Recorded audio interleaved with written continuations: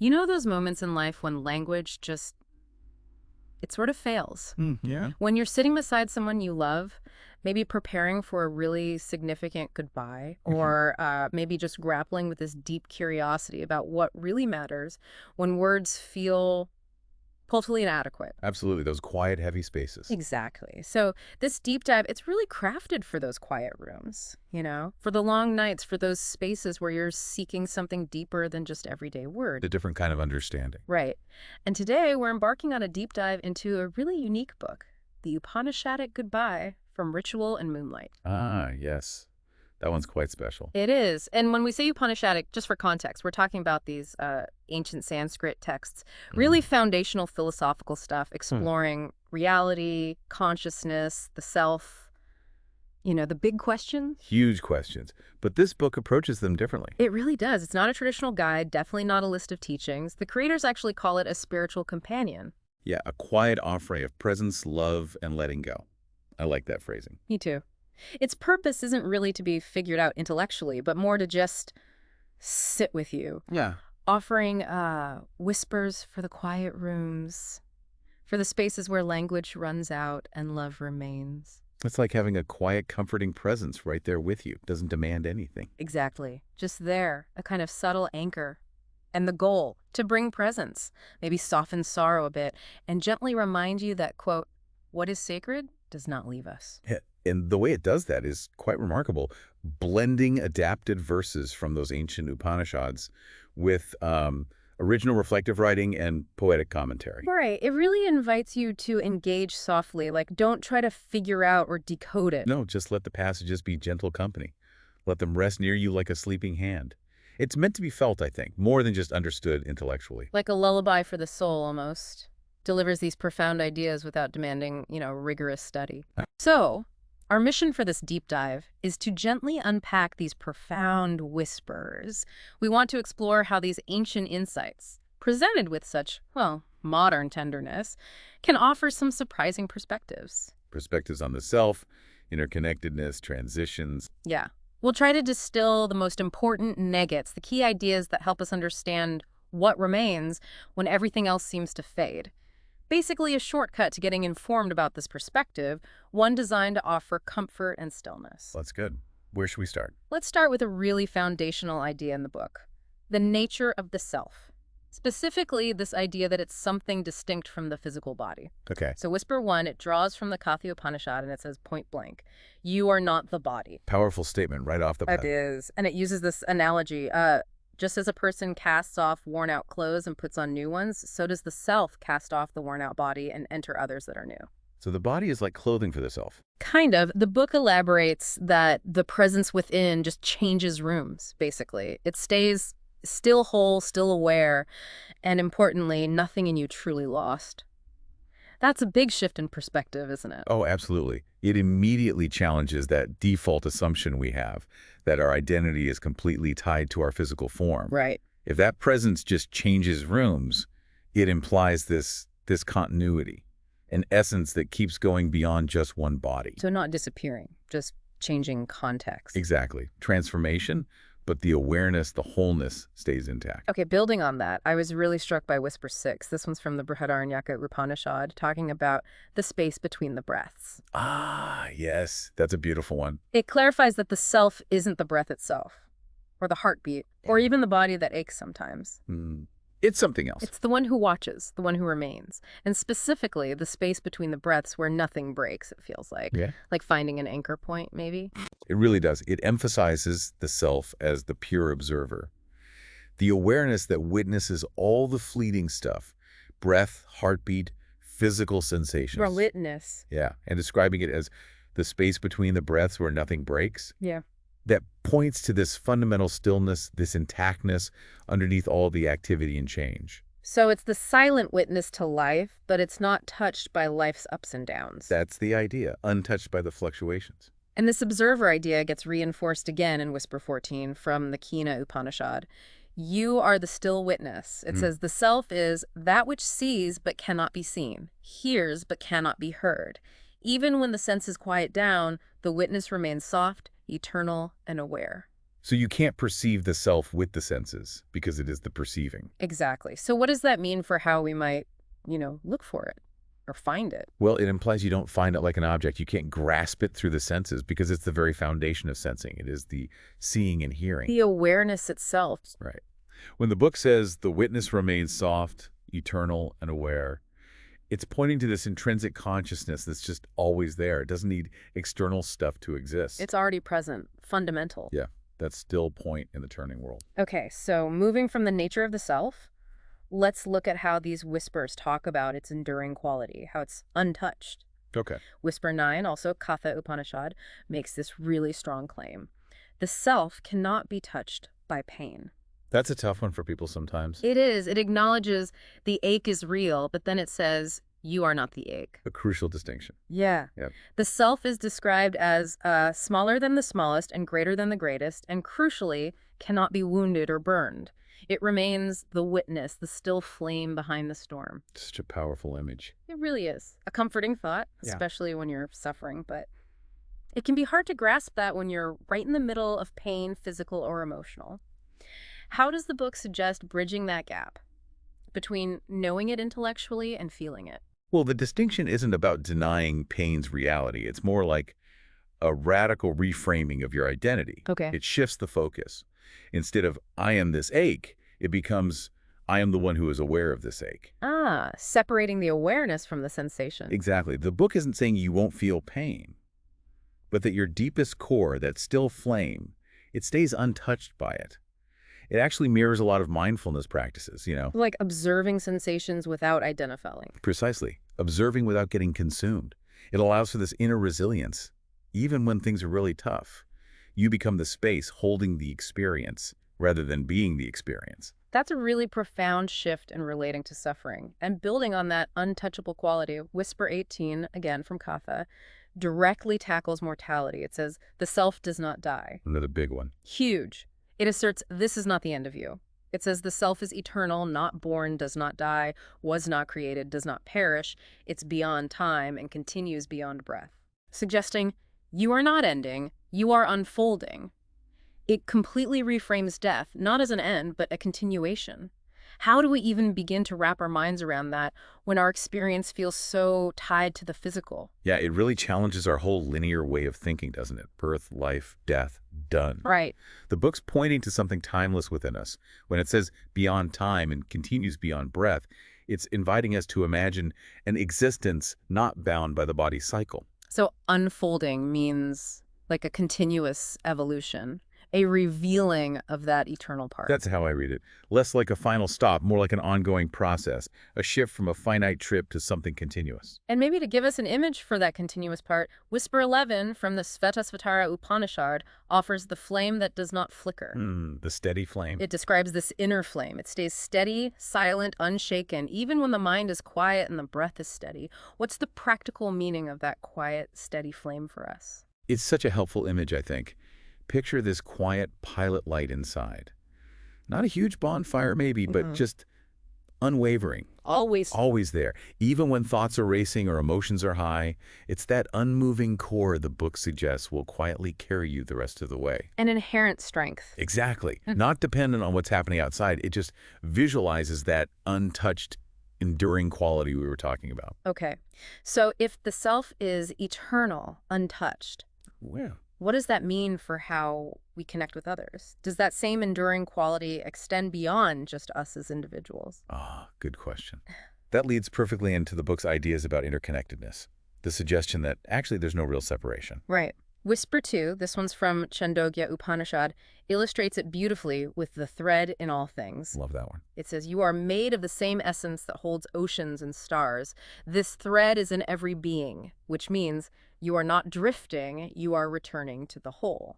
That's such a profound shift from feeling like isolated individuals to being part of this universal unity. If we're all made of the same essence, then our sense of being separate, it's got to be fundamentally an illusion, right? So returning to the whole isn't disappearing. No, not at all. It's recognizing a connection that was always there, like realizing you're part of this vast, interconnected web of existence.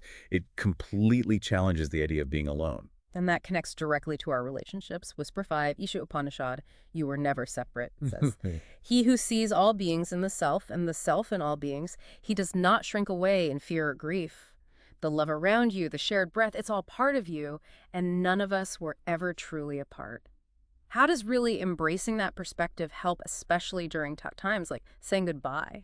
Well, it offers this powerful counterstory to feeling alone or lost in grief. Okay. If you truly grasp that you were never separate to begin with, then the connection with a loved one, or with anything, really, it isn't actually broken by a physical departure. The love stays, the shared essence.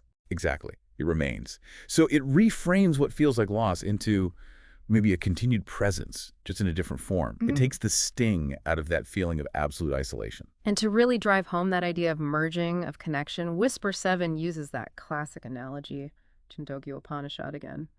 The river joins the sea. Yes, the river and the sea. It says, as rivers flow into the sea and lose their name and form, so does the enlightened one merge into the infinite. But it's not disappearing, it's joining, becoming part of something greater, softer, deeper. And the conclusion is not lost, only free. It paints a picture of expansion, not vanishing. Exactly. That metaphor is so crucial because it tackles that fear of losing yourself. Right. The river doesn't just vanish. It expands its identity, becomes part of the ocean's vastness. It's no longer limited by its banks. So enlightenment, or maybe this transition beyond the body, isn't an end. No, it's like being absorbed into a bigger, boundless reality. It's freedom from limitation, not being annihilated. Okay, so connecting this to the bigger picture, Whisper 20, also Chandogya, brings this whole interconnectedness theme to a really comforting close. No separation, only return. It says, you are not going anywhere the stars have not gone. You are not going alone. You are going home, back into the essence you have always been. It just powerfully reinforces that core idea. You were never separate, and you are not now.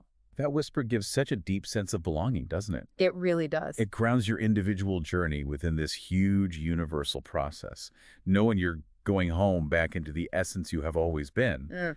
It implies this fundamental belonging that existed even before your individual life. So less a journey to somewhere new, more a return to what's always true. Precisely. Okay, so we've explored the self being enduring, untouched, and deeply connected.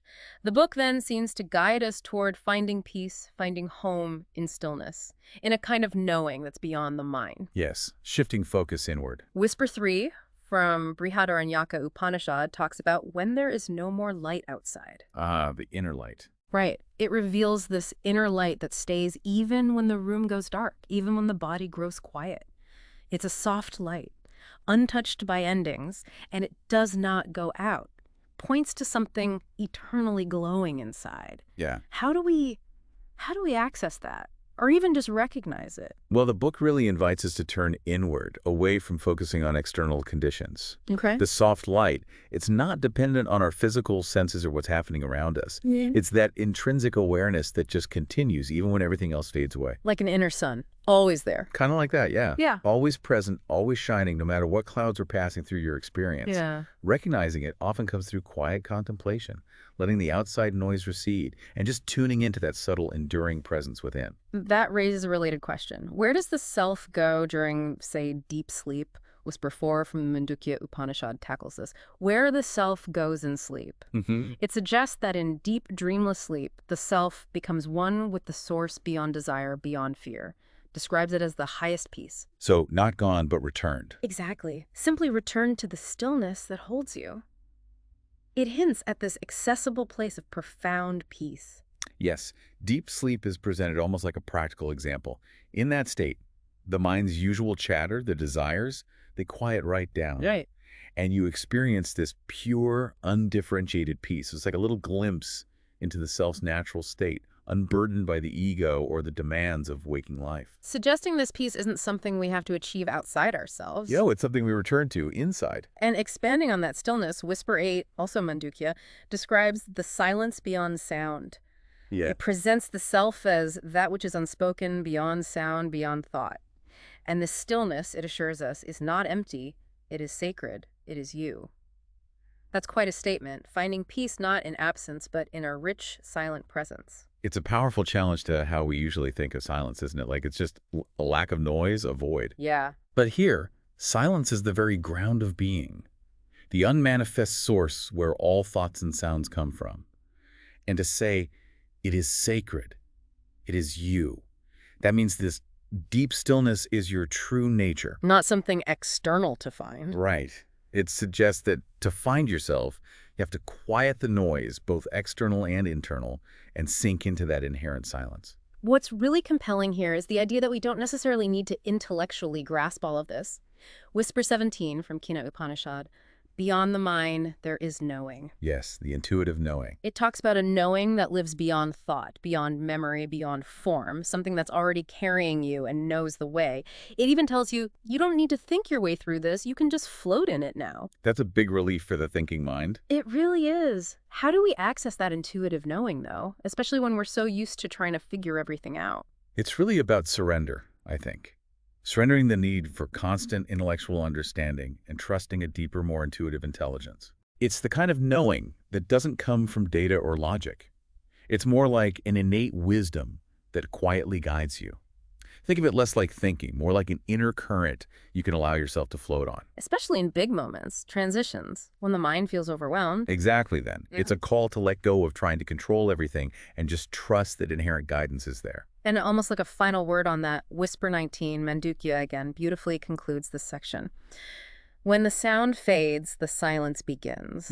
It highlights that after the final sound, there is a silence. And this silence, it insists, is not empty. It is not absence. It is the self, shining.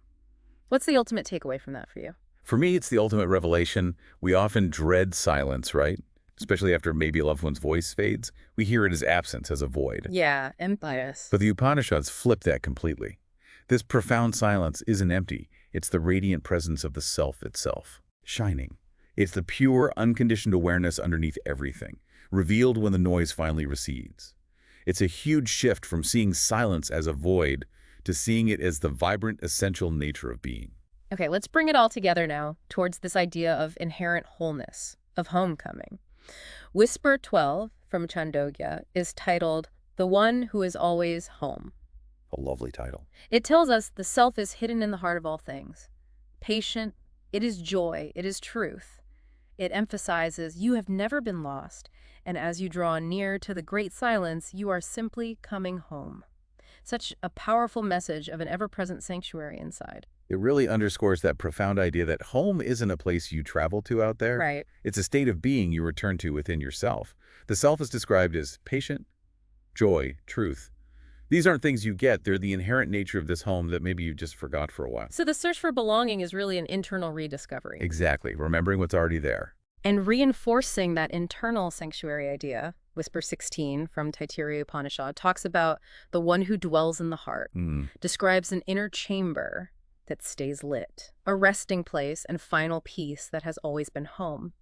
This gives a very intimate, accessible image of where this true self lives, doesn't it? It really does. It personalizes that abstract concept of the self. This chamber isn't literal, of course, but a metaphor for that inner core of being. Always lit, always available. Right. A reminder that no matter what's going on outside, there's this untouchable sanctuary inside you that stays undisturbed.